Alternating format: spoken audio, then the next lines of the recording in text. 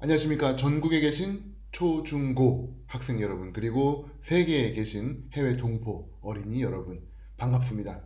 저는 국내 최초 구글 이노베이터 단국대학교 치과대학 교수, 그리고 유튜브 JC 파크랜드의 박정철 교수입니다.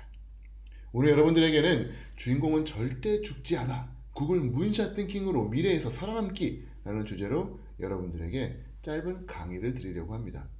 앞으로 미래가 어떻게 될까요? 글쎄요, 잘 모르겠어요. 아무도 몰라요. 하지만 확실한 거는 여러분들은 절대 죽지 않는다라는 거죠. 어떻게? 구글의 문샷 띵킹을 갖고 야심차고 소름 돋을 정도로 멋진 꿈을 꾸면서 살아남는 노하우를 몇 가지 소개해 드리도록 하겠습니다. 그럼에도 불구하고 사실 미래는 몹시 위험하고 몹시 두려운 곳이죠. 저희 근무하고 있는 치과 환경도 그렇습니다. 얼마 전에 일본에서는 사람니를 빼는 로봇이 나와서 사람니를 성공적으로 뺐어요. 대단하죠? 중국에서는 임플란트 수술을 로봇이 막 하기 시작을 했습니다. 미국의 존스 홉킨스 대학에서는 연조직을 절개하고 그걸 봉합을 하는 외과 의사 로봇이 등장을 했어요.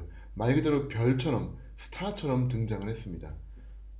goes on, requiring a surgeon's skill 돌아가는 to 모습을 respond to 보면은 these changes to keep 부드러워요. surgery as 연조직은 quickly and 움직이는 evenly 조직이기 as 때문에 possible. 사실은 According to the 움직이는 researchers, 조직을 more 봉합하는 게 than 쉬운 일이 아니거든요. 44.5 million 보면은 꽤 soft tissue 정확하고 빠른 surgeries are 속도로 performed in 봉합을 the 한다는 United 거죠. States each year. 로봇과 이런 기술의 발전이 무시무시합니다. 자, 여기는 제가 근무하고 있는 단국대학교 앞에 있는 단대 호수라고 하는 작은 호수예요. 아주 아름답죠. 놀랍게도 이 영상은 제가 직접 드론을 산 지 일주일 만에 촬영한 영상입니다. 몇 번 날려보지도 않고 이 정도의 고퀄리티 영상을 누구나 찍을 수 있는 시대가 온 거죠. 자, 보시면은 제가 드론을 샀던 이유는 치과에서 한번 좀 써보려고 했던 건데 아쉽게 4년 전에 영국에 있는 아버지에게 선수를 빼앗깁니다. 영국에 있는 아버지가 아들의 유치, 치아를 빼기 위해서 드론에 실을 매달아가지고 뺀 거죠. 네. 여러분은 인류 최초의 드론 발치를 보신 겁니다. That's it. I'm ready. Fully. No. Whee! Now we have to find the tubes. 자, 저희가 하루에도 여러 개의 치아를 빼는데 보시면 놀라운 모습이에요. 이 아이는 울지 않고 웃고 있습니다. 게다가 마취도 안 했어요. 아픔을 못 느끼는 거예요. 제가 앞서 말씀드린 기술, 로봇 등은 무섭고 암울한 이야기가 맞긴 맞습니다만 사실은 그 기술을 누가 어떻게 쥐고 쓰느냐에 따라서 결과가 완전히 달라지는 것 같습니다. 물론 여전히 저희들은 그러한 기술을 어떻게 쓰는지를 배워야 되는 상황이죠. 이제는 맥도날드 가가지고 햄버거 주문하려면은 이런 거 버튼 눌러가지고 결제하는 법을 알아야 됩니다. 이제 공항 가가지고 비행기 타려고 하면은 여권 스캔하고 막 번호 넣고 하는 걸 알아야 돼요. 이제 저만 해도 사실은 코딩 잘 모르거든요. 여러분들은 코딩 잘 아시나요? 이제는 코딩도 이제 배워서 할 줄 알아야 된다고 합니다.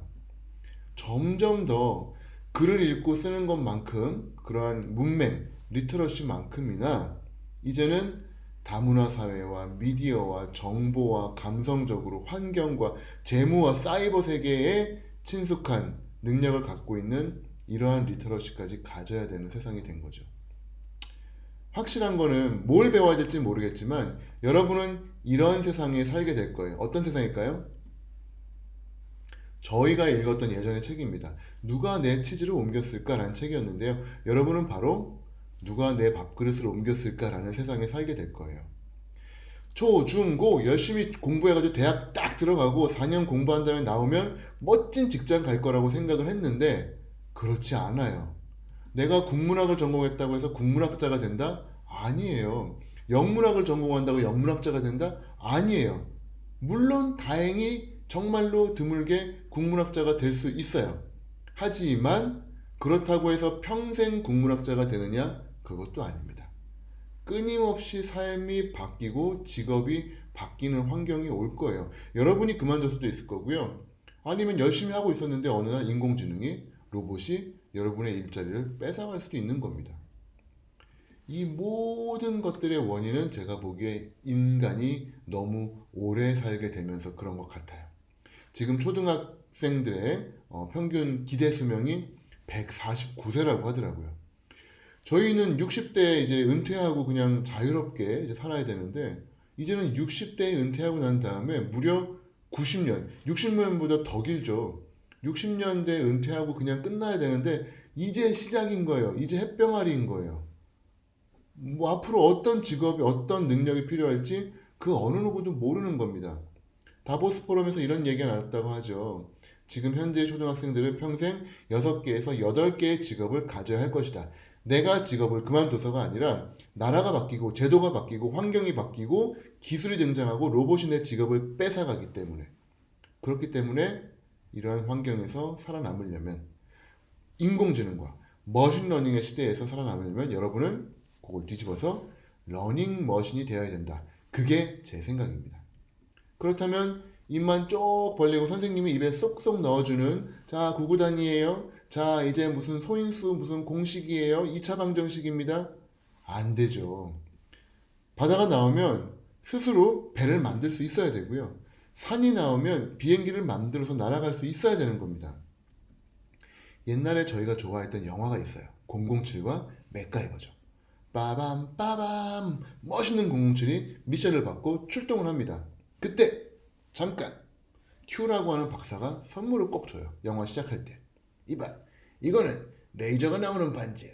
이거는 톱니가 달린 시계지. 잘 쓰게나. 그리고 나서 미션을 나가면 저희 이제 어린 마음에 그 반지랑 그 시계 언제 쓰나 막 이러면서 봐요.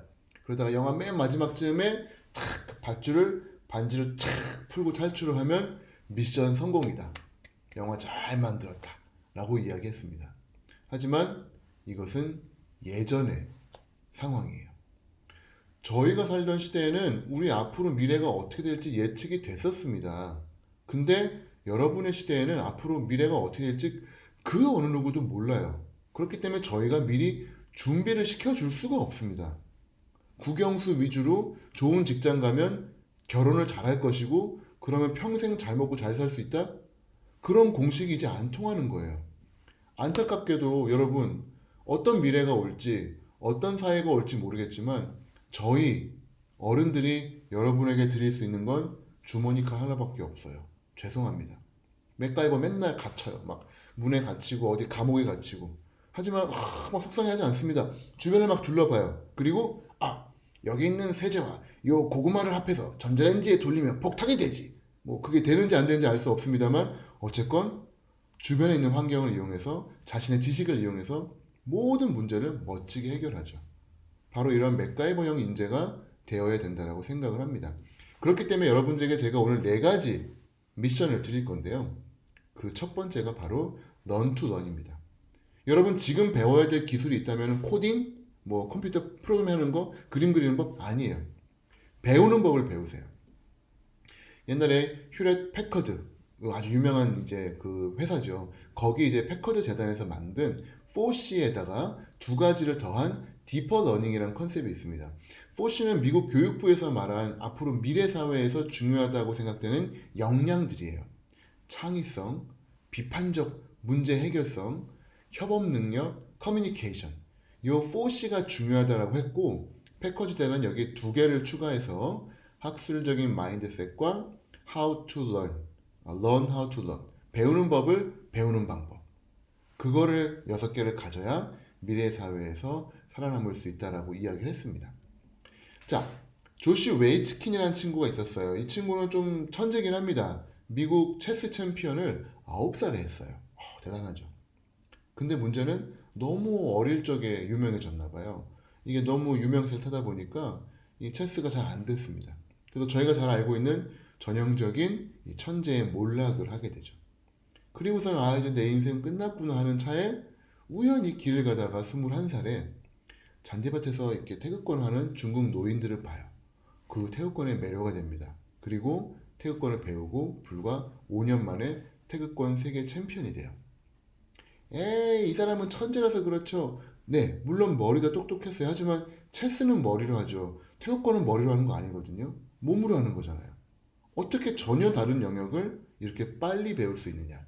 이 책을 보니까 체스건, 태극권이건 모든 것에는 배우는 요령이 있다. 나는 그 요령을 알고 있다. 라고 이야기해요. 멋있죠? 이 배움의 기술, learn how to learn. 배우는 것을 배우면 여러분 앞으로 살아남기에 유용할 겁니다. 특히 이 배움이야말로 사람이 가장 잘하는 거예요. 하나만 들었는데 하면서 10개를 깨닫는 그 인간만의 능력. 인공지능과 싸워서 계산 능력으로 못 이겨요.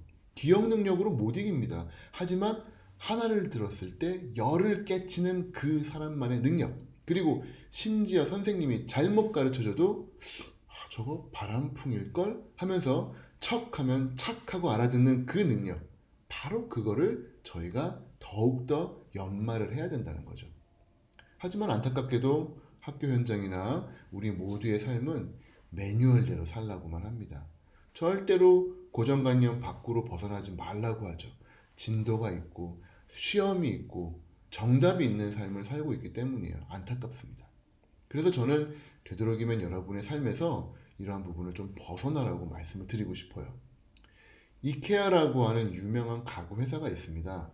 이분들이 만드는 매뉴얼을 보면은 글자 하나 없이 아주 복잡한 가구를 만들 수 있는 아주 좋은 매뉴얼들을 만들고 있어요.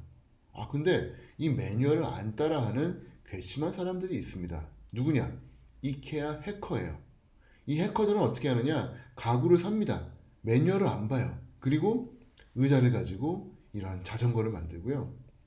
침대를 산 다음에 우리 애가 2층 침대인데 미끄럼틀을 좋아해? 비밀의 방을 좋아해? 그럼 이걸 만들어 주는 거예요. 아주 유연한 사고를 하는 거죠. 인간은 두 종류라고 해요. 이 책에 따르면은 초등학생들, 어린아이들한테 아주 어려운 퍼즐을 준다고 합니다. 그러면은 두 부류래요. 첫 번째 부류는 어머 선생님 저는 이거 너무 어려워서 못해요. 내지는 선생님 저희는 원래 온 가족이 퍼즐을 못해요. 이런데요. 반면에 두 번째 아이들은 퍼즐 못하는 건 똑같아요. 어려우니까. 근데 집에 가다가 다시 돌아와요. 그리고 물어봅니다. 선생님 이거 퍼즐 어디서 팔아요? 왜 그러니? 좀 어려워서 못 풀긴 했지만 사가지고 집에 가서 좀 더 풀어볼래요. 어쩌면 될 것 같아요. 무슨 차이인지 아시겠죠? 내 능력은 여기까지야. 더 이상 크지 못해. 라고 하는 고정형, fixed mindset을 가진 어린아이들과 나의 능력은 지금 좀 부족하지만 좀 더 연습하면 성장할 수 있을 것 같은데? 라고 하는 growth mindset을 갖고 있는 두 아이들.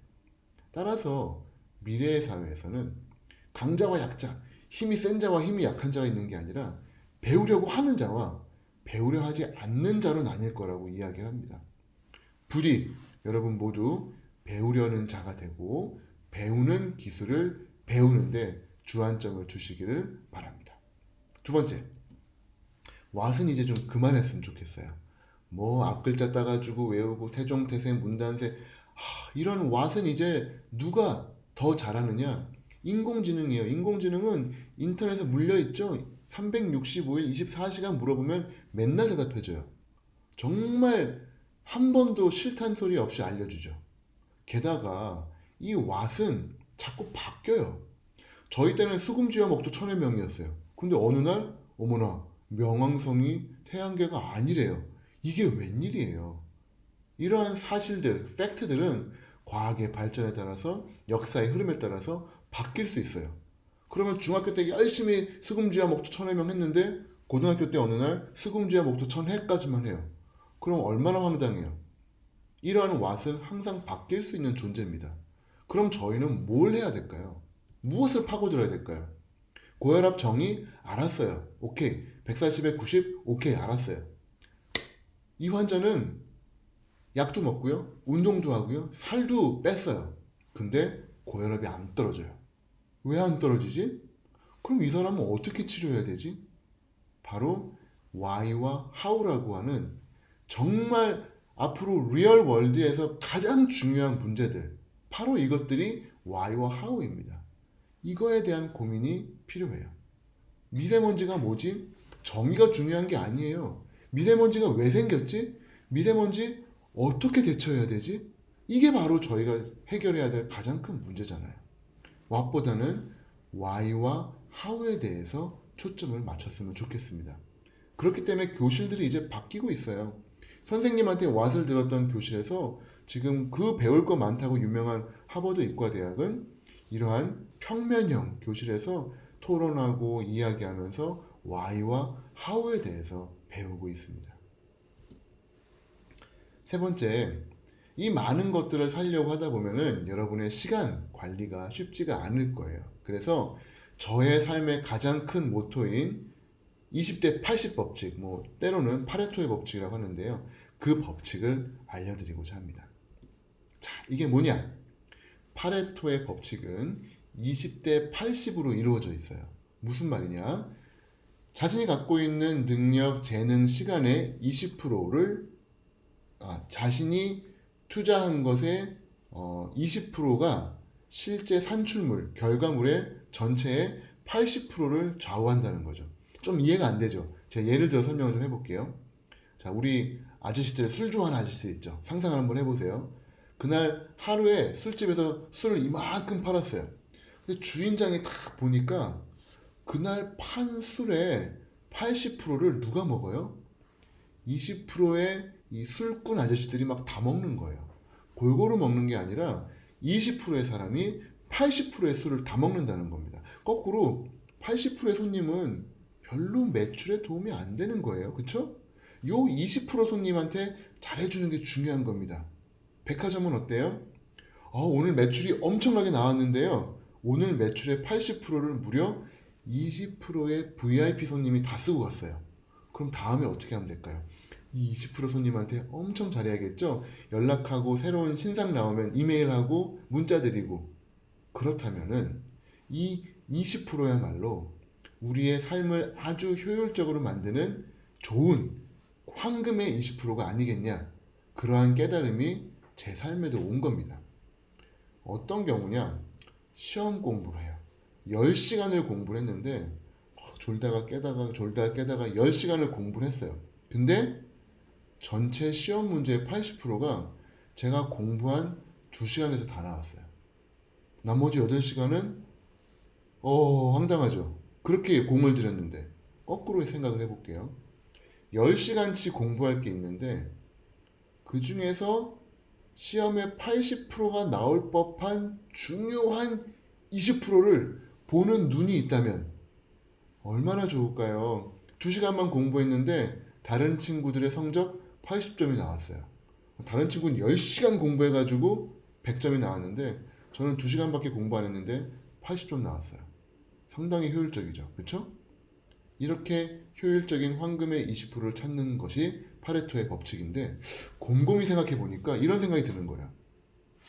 그럼 제 삶의 100 중에서 20%를 가지고 어떤 사람의 80점 정도가 되는 삶을 살 수 있다면은 나머지 20, 나머지 20, 나머지 20, 나머지 20 하면 5사람의 삶을 약 80점 정도로 해가지고 살 수 있겠네? 라는 생각이 드는 거죠. 그 황금의 20을 찾는 눈이 생긴다면. 그래서 그때부터 제 삶이 바뀐 겁니다. 정말로 지금 많은 일을 하고 있어요. 마침 치과 진료하고 있고요. 학교에서 학생 가르치고 연구하고 있습니다. 심심하면은 저희는 돌아다니면서 계속 글을 쓰는 작가가 되어 있고요. 지금은 구글과 함께 교육의 혁신을 꿈꾸고 있습니다. 그리고 기본적으로는 가장으로서 그리고 아빠로서 가정에 충실하고 있고요.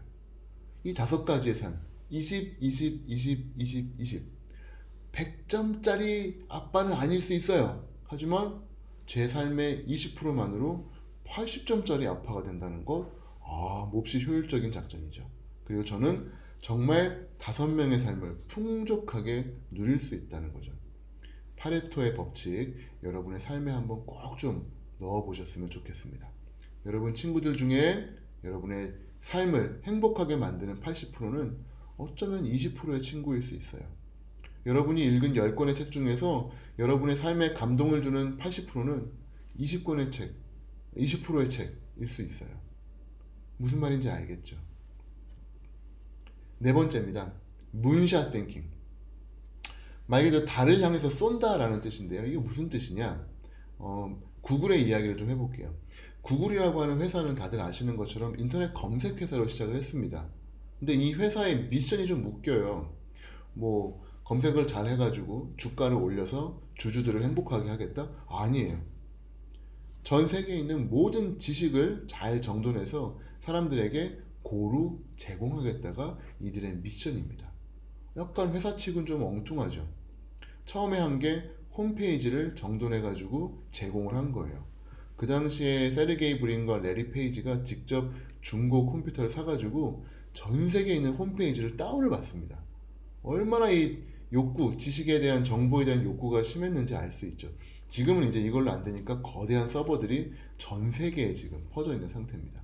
어쨌건 이러한 욕심을 가지고 20년 동안 열심히 한 그 결과 전 세계 검색의 90%를 구글이 차지했어요. 홈페이지 끝입니다. 구글이 점령했어요. 다음 뭘로 넘어갈까요? 정보에 대한 욕심. 네, 맞아요. 책입니다. 책. 보시면은 전 세계에 있는 책들을 다 스캔을 하면 어떨까 하는 생각을 한 거예요. 왜냐하면 책은 검색이 안 되잖아요. 키보드로. 다 읽어봐야 되니까. 그래서 책을 스캔하려고 했는데 미시간 대학교에 있는 대학 도서관 책을 다 스캔하는데 얼마나 걸릴까 계산했더니 1000년 정도 걸린다는 계책이 나왔어요. 근데 지금 보시는 것처럼 이렇게 부는 걸로 착착착착 찍었더니 불과 6년 만에 미시간 대학 도서관 책을 다 스캔을 했습니다. 지금 전 세계 1억 3천만 권의 책을 목표로 4천만 권 가까이 스캔을 해놨대요. 이미 구글의 서버에 다 올라가 있습니다. 하지만 이거를 그대로 공개하게 되면 누가 제일 싫어할까요? 맞아요. 출판사, 작가들이 싫어합니다. 그렇기 때문에 이거를 그대로 공개할 수는 없어요. 그래서 구글이 머리를 쓰죠. 책을 쪼개는 겁니다. 단어를 쪼개가지고 흩어놓고요. 대신에 검색이 되게 해놨어요. 구글 엔그램 뷰어라고 하는 건데요. 이 안에서 1800년부터 2000년까지 있었던 문헌들, 책 속에서 특정 키워드를 치면 그 키워드가 얼마나 많이, 얼마나 자주 나왔는지를 그래프로 그려줘요. 다양한 키워드들을 비교해 볼 수 있는데 상당히 좋은 통찰을 줍니다. 달과 별을 한번 비교해 봤어요. 파란색 그래프가 달인데요. 옛날에는 달에 대한 이야기가 참 많았는데 점점 줄어들더니 1970년대쯤 별에게 역전을 당해요. 왜 그럴까요? 맞아요. 사람이 달에 간 거예요. 달에 갔다 오니까 이제 달은 끝이죠. 이제 별로 가는 겁니다. 이렇게 해서 인류 과학의 역사가 글 속에 나타나는 거고요. 달이랑 별이랑 아무리 싸워봤자 소용없어요. 해한테는 압도적으로 작습니다. 역시 태양이네. 아니에요. 이 셋이서 아무리 싸워봤자 지구에 비하면 또 아무것도 아닙니다. 또 이러한 이렇게 비교해 볼 수 있는 검색 도구가 되어 있고요. 사랑과 결혼 어떨까요? 옛날에는 이 파란색 사랑이 중요했어요. 근데 한 1910년 20년도부터 돈이 막 올라갑니다. 아이 사랑이 뭐야? 돈이 최고지. 근데 또 살아보니까 아닌가 봐요. 1990년도부터 다시 사랑이 역전을 합니다. 이러한 인류의 트렌드를, 책에 나온 트렌드를 볼 수가 있었죠. 이제 책도 구글이 다 스캔을 할 것 같아요. 그 다음 정보는 뭐가 있을까요? 네, 지도 정보입니다. 여러분들 혹시 해외에 나가게 되면 지도 어떤 거 쓰세요? 탁 해서 종이를 피시나요? 아니죠? 거의 스마트폰으로 보실 거예요. 거의 100의 99는 구글 지도를 보십니다. 뭐 중요한 거는 그 얘기가 아니고요. 이 지도를 쓰는 사람들이 그 지도 때문에 세계관이 바뀔 수 있다는 얘기를 하고 싶어요. 구글 맵스 데스크탑, 스마트폰에서는 안 되고요. 데스크탑 버전에서 되는데 구글 맵스에 들어가신 다음에 지도를 줌아웃을 하세요. 점점 빠져나오면 이게 작아지죠. 그러다가 어느 순간 지구본이 됩니다. 그러면 빙글빙글 돌려보면서 지구의 모습을 한눈에 보는 거예요. 재밌죠? 왼쪽 아래에 이 인공위성 사진을 누르면은 숨어있는 기능이 나와요. 왼쪽 편에 우주가 나옵니다. 달을 누르면 달이 나와요. 달에 있는 수많은 크레이터가 나옵니다. 이제 여러분들은 공식적으로 달에 가도 길을 잃어버리지 않을 수 있어요. 구글 맵스가 있으니까요. 화성, 수성, 토성, 토성의 위성인 타이탄까지 다 올라와 있습니다. 이 구글 맵스를 쓰는 친구들의 세계관은 지구가 아닌 최소한 태양계급의 사고를 하는 거죠. 안타깝게도 전 세계 200여 개 국가 중에서 딱 한 나라가 구글 맵스가 안 들어가고 있어요. 우리나라죠. 안타깝게도 우리나라에 있는 지도가 너무 좋다 보니까 구글 맵스가 못 들어오고 있는 것 같아요. 네, 보시면 줌아웃을 해볼게요. 어우, 엄청 빨라요. 서버가 우리나라에서 그런지 엄청 빨라요. 좋습니다. 근데 잠깐 에러가 났네요. 로딩이 안 되는데 왜 안 되죠? 로딩이 안 되는 게 아니에요. 지도가 없습니다. 중국, 일본 보이긴 하는데요. 클릭해봤자 아무 일도 일어나지 않아요. 그냥 그림입니다. 이게 걱정이 돼요. 전 세계에 있는 199개의 나라의 어린이들과 학생들은 태양계급의 사고를 하고 있는데 우리나라는 북한도 아니에요. 남한 지도만 보면 돼요. 너희들은 남한만 알고 살면 돼 라는 건데 좀 속상하고 좀 안타깝고 그렇습니다. 어쨌건 이러한 세계관들이 수십 년 뒤에 이 도구 때문에 바뀌지 않을까 하는 걱정을 좀 갖고 있고요. 이 구글이 갖고 있는 그 다음의 관심사는 결국은 인간의 건강으로 넘어갑니다. 이 빅데이터를 다루는 능력들이 뛰어나다 보니까 사람들이 갖고 있는 건강 정보를 다루기 시작을 하는데요. 구글의 자회사인 베릴리에서 새로운 프로젝트를 시작을 해요. 프로젝트 베이스라인. 지구도 매핑이 끝났고 이제는 사람의 건강을 시작하겠습니다 라고 했는데 뭐냐? 저희가 빅데이터를 찾다 보면은 환자 정보는 꽤 많습니다. 근데 안타깝게도 건강한 사람에 대한 정보가 많지가 않아요. 그래서 구글에서 건강한 사람 10,000명을 자원을 받은 다음에 이분들한테 시계를 채워요. 아침에 몇 시에 일어나는지, 얼마나 걷는지, 밥을 뭘 먹는지 1년에 한 번 스탠포드, 듀크 의과대학에 모여서 피검사, 눈검사, 엑스레이, MRI 다 찍습니다. 건강한 사람의 데이터를 차곡차곡 모으면은 이제 트렌드가 보이겠죠. 40대 초반 되면 혈압이 조금 높아지고 40대 중반에 노안이 오고 그러다가 병에 걸려요. 그럼 그 병에 걸린 사람이 진료를 받겠죠? 진료받는 정보를 메디케어, 미국에서는 메디케어라고 부르는데 그거랑 붙여버리는 거예요. 그러면 블루버튼 2.0이라는 프로젝트가 됩니다. 그러면 젊은이가 병이 들어가고 진료를 받고 진료비가 얼마가 들고 결국은 언제 죽는지까지 쫙 한눈에 보이는 거죠. 더 놀랍게도 미국 보건성 NIH에서는 사람의 100만 명의 유전자 데이터를 기증을 받아가지고 그거를 통해서 더 질병 연구를 열심히 한다고 하니까 이 얼마나 무시무시한 스케일을 갖고 있는지 정말 무서울 정도입니다.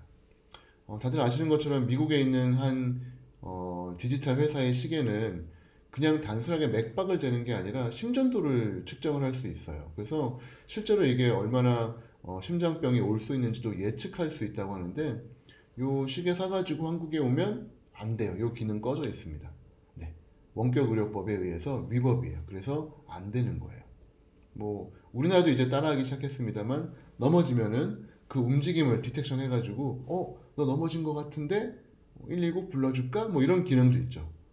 이런 식으로 디바이스와 기술이 인간의 건강을 이렇게까지 하고 있는데 안타깝게도 우리나라에는 일체 개인정보 그다음에 여러 가지 조합을 통해서 개인 신상이 확인이 될 것 같다. 그럼 일체 활용을 못하게 너무나도 안전하게 되어 있는 상황입니다. 이 구글에서 건강팀을 담당하고 있는 그분의 성함만 봐도 이 얼마나 구글이 큰 꿈을 꾸고 있는지 알 수 있어요. 이름이 메가예요. 제시카 메가. 정말 메가 사이즈의 꿈을 꾸고 있는데 바로 그것이 구글의 문샷 띵킹입니다. 문샷 띵킹 뭐냐? 달을 향해서 쏜다라는 그런 사고고요. 다들 아시는 것처럼 모든 사람들이 달을 향해서 망원경을 막 연구하고 있어요. 달을 더 잘 보기 위해서죠. 곰곰이 생각해 보면은 달을 잘 보려고 하는 게 가장 확실한 건 달에 가는 거거든요. 그럼 망원경을 개발할 게 아니라 우주선을 개발해야 되는 거예요. 그래서 나는 힘들고 어렵겠지만 우주선을 개발해서 직접 달로 가겠다라는 문샷 띵킹입니다. 모두가 소름 돋을 정도로 야심찬 꿈이죠. 근데 오히려 이게 구글 입장에서는 더 쉽다라고 해요. 기존의 선입견, 편견, 기술 다 버리고 백지 상태에서 새로 시작하기 때문이죠. 그래서 기존보다 10% 성장? 그런 거 충분히 가능해요. 하지만 10배 성장을 꿈꾼다? 불가능해 보이거든요. 그러면 그때부터 고민하게 되는 거고, 그러면 그게 오히려 더 쉽다는 바로 문샷 띵킹입니다. 오늘 제가 여러분들한테 4가지 이야기를 했는데요. 오케이, 좋은 것 같아 라고 해서 듣는 사람이 있을 겁니다. 하지만 중요한 건 그 길을 가는 사람인 거죠. 빨간 약과 파란 약이 있습니다. 파란 약을 먹으면 모든 것을 잊고 다시 옛날로 돌아갈 수 있고요. 오늘 제 이야기를 듣고 빨간 약을 드시면 상당히 힘들고 또 많은 노력이 필요로 하는 그런 삶이 될 수 있을 겁니다만, 분명 미래 사회에 살아남을 수 있는 기술을 갖게 되실 거라고 생각해요. 저희가 약 40년에 걸쳐 가지고 2번의 설문을 합니다. 전 세계 500대 기업들한테 어떤 스킬이 가장 중요한가요? 라를 물어봤는데, 놀랍게도 예전에는 중요하지 않았던 기술들이 상위로 올라와 있어요. 팀워크, 문제 해결 능력, 대인관계, 대화관계, 대화하는 능력들. 왜 그럴까요? 옛날에는 이러한 사무실에서 혼자만 열심히 하면 성공했었어요. 근데 이제는 사회가 그렇지 않습니다. 이러한 공간에서 직급도 없고 전문 분야도 없어요. 그냥 그때 문제에 닥쳐서 뭐든지 배워서 해야 되는 상황인 거죠. 영화 마션 아시죠? 화성에 떨어졌어요. 혼자서 뚝딱뚝딱 만들어서 해결해야 되는 그러한 삶을 우리 모두가 살아야 되는 겁니다. OECD에서 맨날 학력 평가하는 피사 있죠? 여기에 얼마 전에 드디어 협업해서 문제 해결하는 능력이 어떤가를 평가하는 지표가 생겼더라고요. 여러분, 배우는 것을 배우는 능력을 기르시고요. 이제 더 이상 what은 그만하세요. why와 how에 더 집중하시고 고민하십시오. 그리고 여러분의 삶을 80%를 차지하는 그 소중한 황금의 20%를 찾으시고요. 여러분의 삶을 더 쪼개서 5명의 삶으로 한번 더 확장시켜서 멋지게 한번 살아보시기 바랍니다. 그리고 남들이 다 망원경 만들려고 근시안적으로 살고 있을 때 달로 향해서 멋있게 날아가는 문샷 띵킹을 한번 하셨으면 좋겠어요. 사람은 도구를 만든다고 합니다. 하지만 결국은 그 도구가 사람을 만든다고 하죠. 여러분이 쓰시는 도구 신중하게 선택하셔서 여러분의 멋진 삶을 만드시길 바라고요. 결코 여러분은 죽지 않습니다. 구글의 문샷 띵킹으로 미래에서 꼭 살아남으시기를 바랍니다. 저는 국내 최초 구글 이노베이터 단국대학교 치과대학의 박정철 교수였습니다. 감사합니다.